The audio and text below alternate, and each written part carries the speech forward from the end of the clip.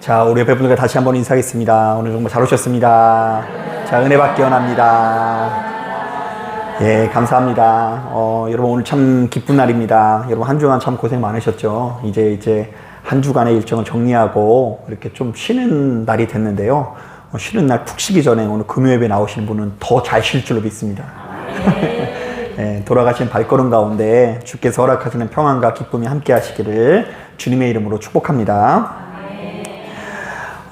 로마의 네로 황제는 기독교 역사상 가장 강력한 박해자로 손꼽히는데요. 자, 그는 기원 후 64년에 로마의 3분의 1을 태워버리는 대화재가 일어나자 여기에 대한 정치적인 책임을 회피하기 위해서 이 화재가 누가 저질렀더라고 고발을 했을까요?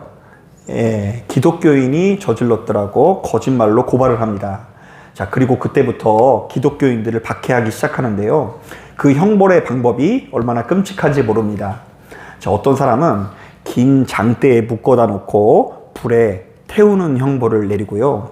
그리고 심지어 어떤 사람은 이 굶주린 맹수와 싸움을 붙여가지고 사자밥을 만들게 하는데요. 자, 이것은 당시로서는 이 영혼을 훼손시키는 아주 끔찍한 형벌이었다고 합니다. 그러니까 이제 사람이 이 무덤에 흙에 들어가가지고 죽으면 이렇게 잘 장사가 되는 건데 그 사람의 그 몸을 짐승이 뜯어먹으면 영혼이 하늘로 올라가지 못하고 그 짐승에 귀속된다라고 여겼는데 그럴 정도로 이제 이 네로 황제가 기독교인들을 아주 엄격하게 대우합니다.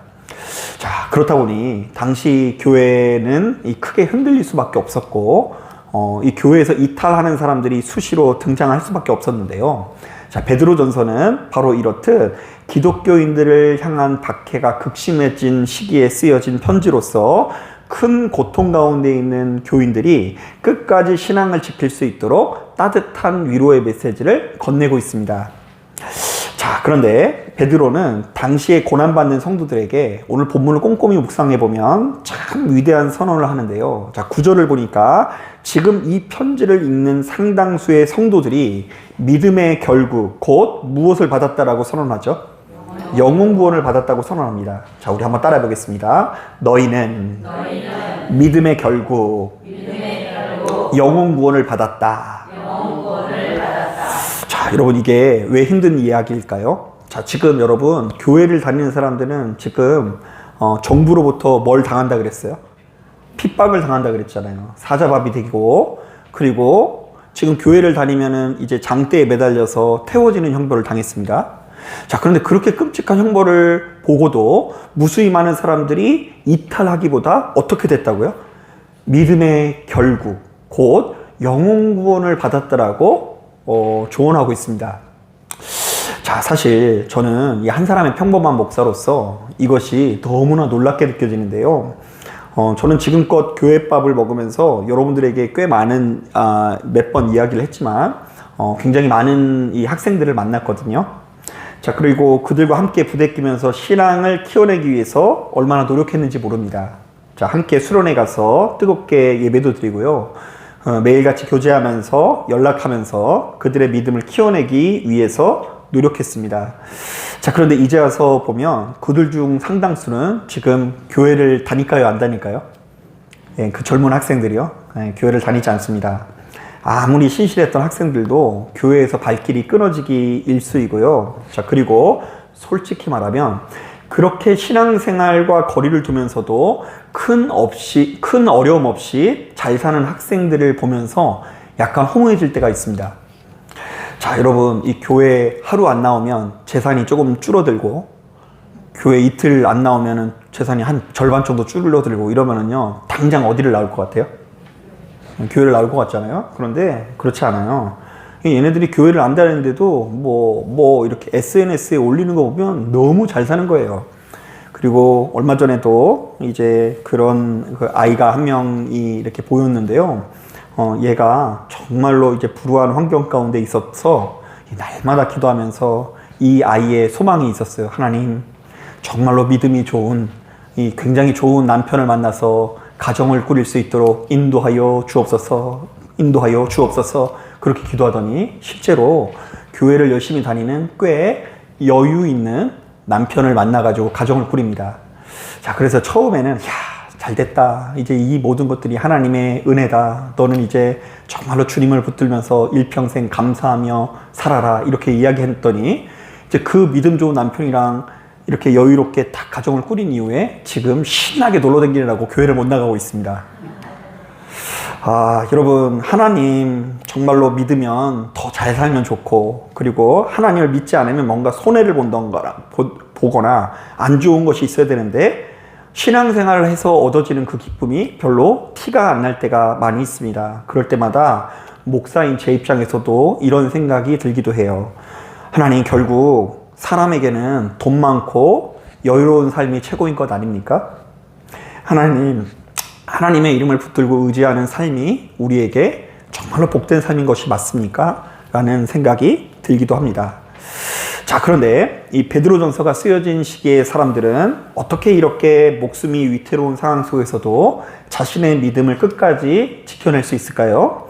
자, 저는 그 비결이 궁금해서 오늘 본문의 전후맥을 꼼꼼히 읽어보았더니 그 비결이 딱 한 가지 보였는데요. 자, 오늘 본문은 우리들이 공감을 하든 공감하지 않든 딱 한 가지 비결을 이야기하고 있는데요. 자, 우리 3절, 4절 말씀 천천히 한번 읽어볼게요. 3절, 4절 시작. 우리 주 예수 그리스도의 아버지 하나님을 찬송하리로다. 그의 많으신 긍휼대로 예수 그리스도를 죽은 자 가운데서 부활하게 하심으로 말미암아 소망이 있게 하시며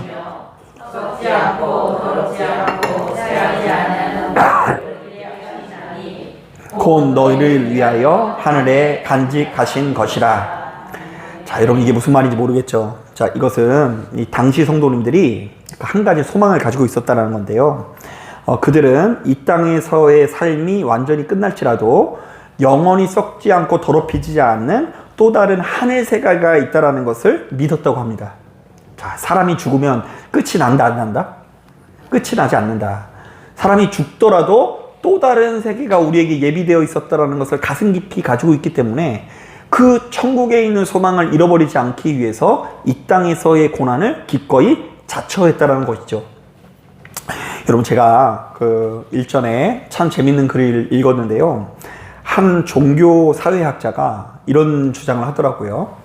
어떤 사회든 간에 국민 소득이 1만 5천 불이 넘으면 종교의 필요성을 거의 못 느끼게 된다고 합니다. 자, 그러니까 이제 1만 5천 불 정도면은 어느 정도냐면 1년에 벌어들이는 돈이 2천만 원에서 3천만 원이 넘어지는 순간부터 사람은 더 이상 신이라는 존재를 의지하지 않게 된다라고 이야기하더라고요.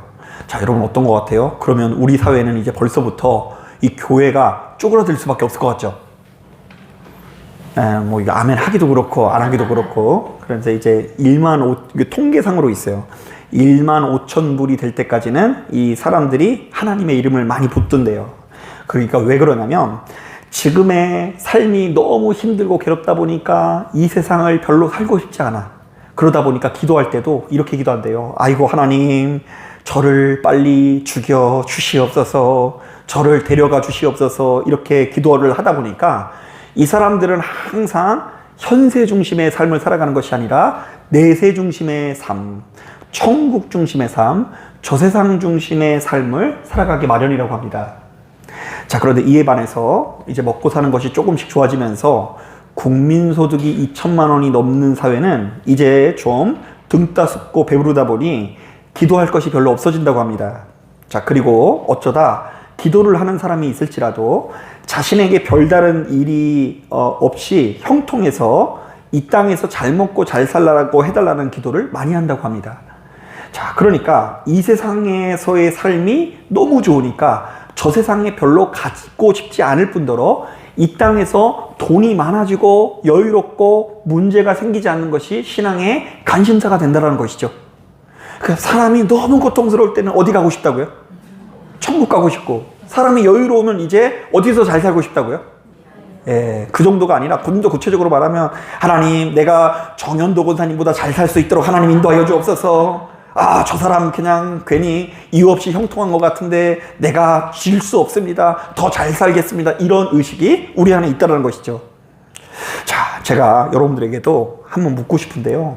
자, 여러분들은 하나님께서 좀 빨리 데려가셨으면 좋겠어요? 아니면 오랫동안 장수하다 갔으면 좋겠어요? 차마 얘기 못하겠어요? 제가 어딜 가서 이런 질문을 하면 대부분이 웃으시면서 아유 목사님 적당히 살고 갔으면 좋겠어요 이렇게 이야기하면서 너무 오래 살아도 못 써요 저도 오래 살고 싶지는 않아요 이렇게 이야기하면서 막상 병에 걸리면 그래도 어떻게든 살려고 어디 간다고요? 병원에 가가지고 막 검사하고 막 안 하는 사람 못 봤어요. 천국에 대해 소망한다고 하면서 빨리 가겠습니다 이런 사람은 없습니다. 자, 하지만 여러분 그럼에도 불구하고 우리가 이 땅에서 아무리 발버둥 쳐도 우리에게 주어진 때가 영원히 하지 않다라는 것은 분명한 사실입니다. 자, 지금 우리가 그것에 귀를 기울이지 않을 뿐이지 우리들의 욕심은 계속해서 여러분들에게 말을 건네고 있어요. 지금 이 땅에서 삶이 영원하지 않다라는 것이 여러분들의 무릎이 여러분들에게 말을 건네고 있습니다. 여러분들의 어깨가 여러분들의 위장이 지금 여러분들에게 말을 건네고 있어요. 엊그제 사모님이랑 얘기하다가 참 재미난 이야기를 했는데 사모님이 요즘에 어깨가 너무 아프다는 거예요. 그래서 제가 여보 50견이 와야 되는데 당신은 그게 40에 왔네 이렇게 얘기를 했는데 제가 이제 그런 얘기를 하다가 이제 요즘에 또 저도 이제 조금 옛날에 그 디스크 이렇게 수술 받은 그쪽에 반대쪽이 아파가지고 이게 희한한 게 앉아 있을 때는 아픈 줄 몰라요. 그리고 앉아서 한참 이제 설교 준비하거나 말씀 보다가 일어나면 그때부터 아파요. 그래서 이제 이 상태로 한 2시간 정도 걸으면 또 다시 괜찮아져요. 이게 살 빼는 병인가 봐요. 그런데 이제 그렇게 되니까 여보 나는 요즘에 골반이 쑤셔 이렇게 얘기하면서 우리 둘이 야 우리 벌써 이러면 어떡하냐 막 이렇게 얘기하다가 저희가 무슨 얘기를 했냐면 야 그래도 우리 교인들한테는 이런 얘기 하지 말자. 우리 성도님들한테 괜히 이런 얘기 했다가 목사님 그냥 가장 좋은 때인데 그럴 때일 수 있냐고. 우리도 뭐 20대 사이에서는 그냥 저희끼리는 벌써 이렇게 몸이 이곳저곳 아프다라고 이야기할 만한데 여러분들 앞에서는 지금 뭐 얘기도 못할 거 아니겠습니까? 자, 그런데 저는 그게 그냥 단순히 육신이 약해졌다라고 표현하지 않고요. 그게 하나님께서 우리에게 보내시는 사인이라고 봐요. 사랑하는 아들과 딸아, 이제 허튼 짓 하지 말고 너에게 주어진 때가 얼마 남지 않았다라는 것을 받아들여줘. 받아들여. 옛날 생각하면 슬프다. 옛날 사모님 때 생각하면 슬프고 목사님 때 생각하면 슬프니까 누구나 가는 그 길을 가면서 이제 너희는 더 이상 옛날이요 이거 슬프다 내 인생 끝났다 왜 나는 이거밖에 안 될까 이렇게 살지 말고 어디를 바라보라고요? 천국을 바라보는 백성이 돼야 된다라고 이 몸이 하나님의 창조의 섭리가 우리에게 말을 건네고 있다는 것입니다. 여러분 이런 점에서 말씀을 준비하는 중에 문득 생각나는 이야기가 있습니다. 여러분 우리들에게는 그래서 영광스럽게 이 땅에서 삶을 마무리해야 되는 의무가 있다는 걸 기억해야 되는데요. 그것을 잘 이뤄낸 사람들의 이야기를 좀 들려드리고 싶어요. 여러분 그냥 지금 이 순간 우리가 잘 먹고 잘 살고 끝나면 안 돼요. 이 세상을 어떻게 마무리해야 된다고요? 아름답게 마무리해야 돼요. 아름답게 마무리하는 모습이 주변 사람들에게 드러나야 돼요. 그렇지 않고 여러분 추하게 가면 그동안 여러분들이 아름답게 신앙생활 한 거 그거 이제 다 빛을 가리는 일입니다. 자, 그런데 그런 이야기 하나 얘기해 볼게요. 자, 일전에 한 목사님께서 SNS에 이런 글을 남기셨더라고요. 자, 이분에게는 그 말기암으로 투병하시는 아버지 목사님이 계셨는데요. 그러니까 아버지도 목사님이고 이분도 목사님인 상태인 거죠. 그런데 말기암으로 투병하시는 아버님께서 이런저런 치료를 해보시더니 이제 자신에게 이제 가망성이 없다라는 것을 깨닫고 연명 치료를 거부하실 뿐 아니라 하나님 앞에 빨리 가고 싶다면서 곡기를 끊으셨다고 합니다. 자, 그런데 목사님께서는 이 아들로서 아버지가 굶어 돌아가시는 모습을 볼 수가 없는 거예요.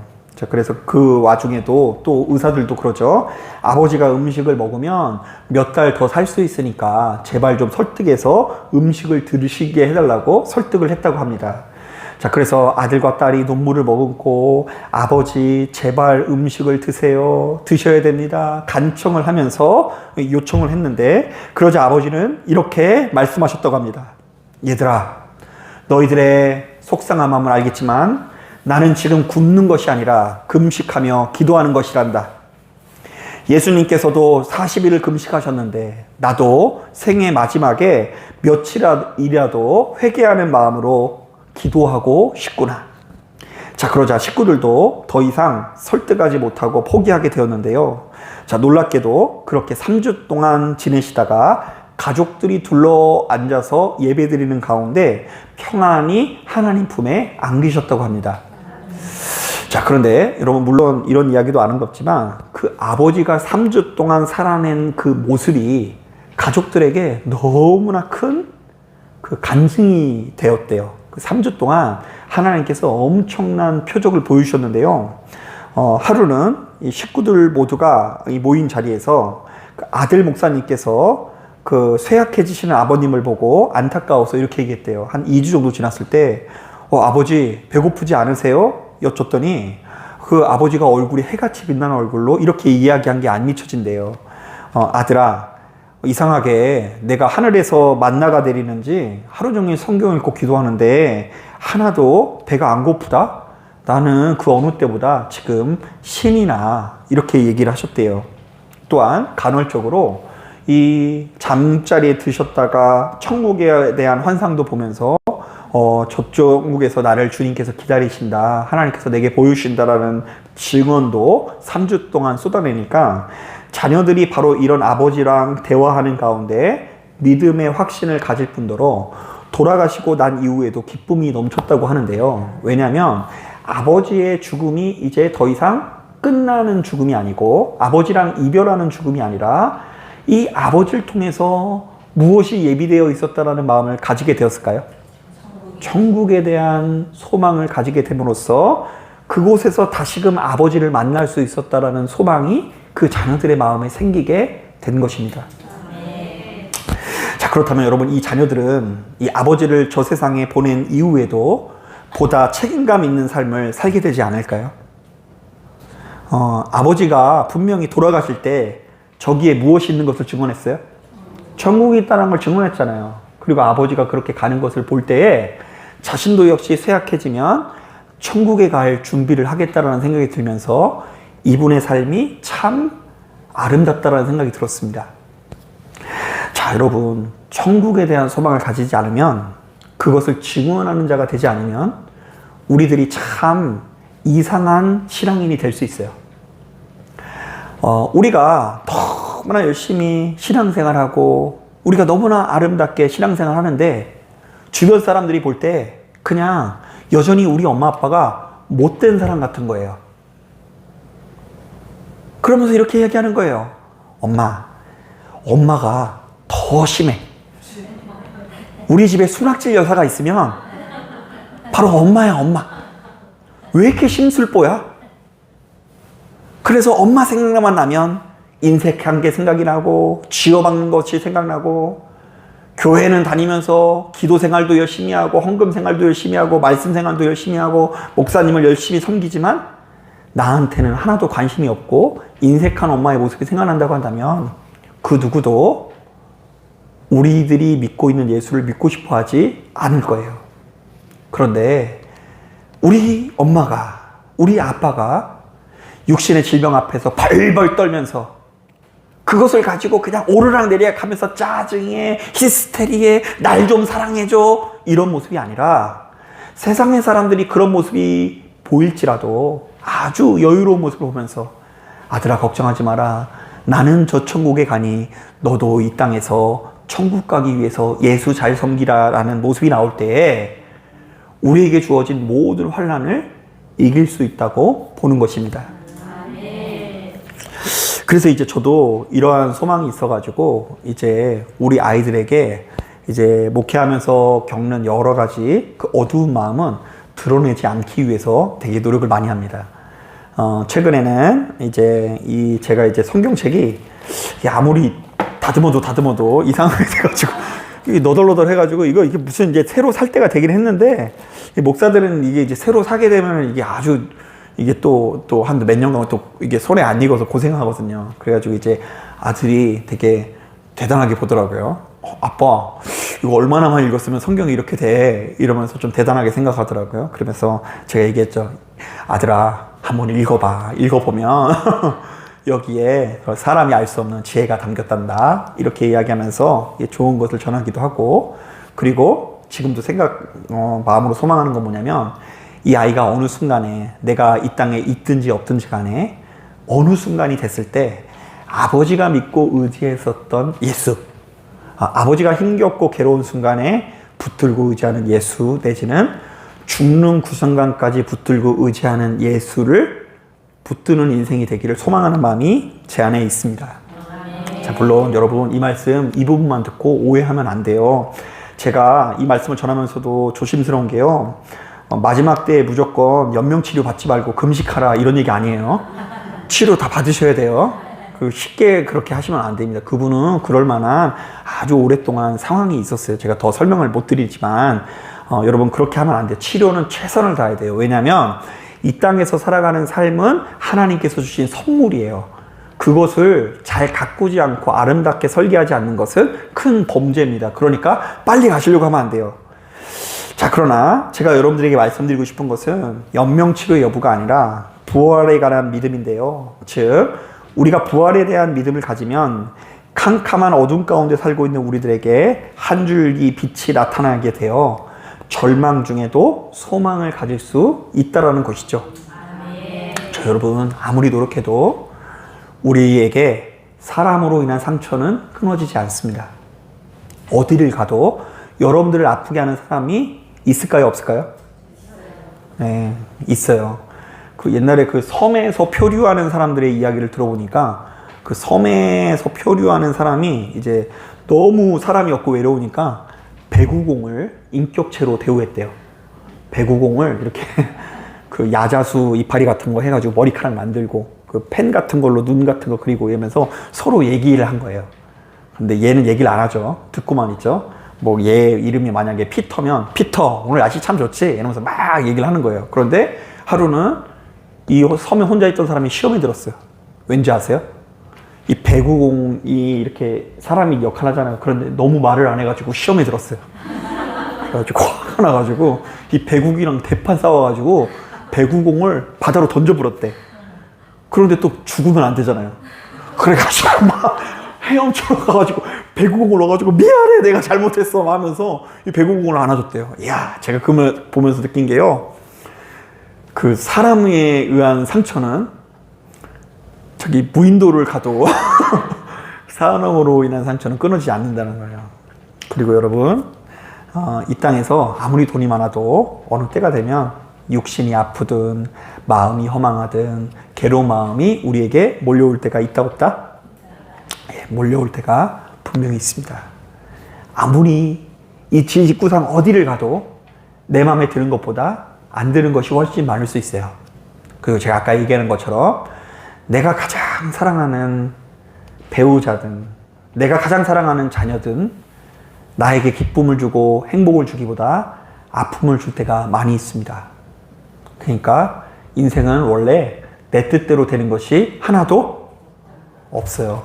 그걸 받아들이세요. 자, 그러면 눈에 보이는 것이 아무런 소망이 없고 결국 나도 죽어가고 있고 앞에 있는 모든 것들이 영원하지 않다고 한다면 우리는 결국 무엇을 바라보고 의지해야 될까? 그게 바로 뭐라고요? 저 천국을 바라보는 사람들이 이 땅에서 요동하지 않고 믿음의 결국 영혼 구원을 받을 수 있다는 것입니다. 그러니까 우리가 기도를 해서 이 땅에 있는 모든 것들을 내 뜻대로 바꿔서 천국을 누리려고 하면 한도 끝도 없어요. 우리 가정이 언제든 뒤집어질 수 있고 교회도 뒤집어질 수 있고 내 신령이 뒤집어지는 일이 투성이지만 그때마다 우리는 눈을 감고 저 천국을 바라보면서 하나님, 그래도 내가 그곳에 가길 원합니다. 하나님, 주님의 베풀어 주시는 은혜 아니면 우리는 할 수 있는 것이 없습니다. 저는 가끔씩 신방을 갈 때마다 큰 은혜가 되는데요. 특히 이제 제가 이제 2달에 한 번씩 우리 김정한 집사님 댁에 가가지고 이렇게 예배를 드리면서 신방을 하곤 합니다.